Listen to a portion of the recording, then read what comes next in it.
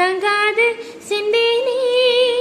இந்த காதல் என்னவென்று சொல்லாம எங்க அழகே வந்தது. இந்த சோகம் உன்னை தாக்கும் என்றென்றும் போல வந்து அழகே நின்றது. மனிதர் உணர்ந்து கொள்ள இது மனித காதல் அல்ல, அதையும் தாண்டி புனிதமானது. அபிராமியே தாலாட்டும் சாமியே நான் தானே தெரியுமா. சிவகாமியே சிவனில் நீயும் பாதியே அதுவும் உனக்கு புரியுமா.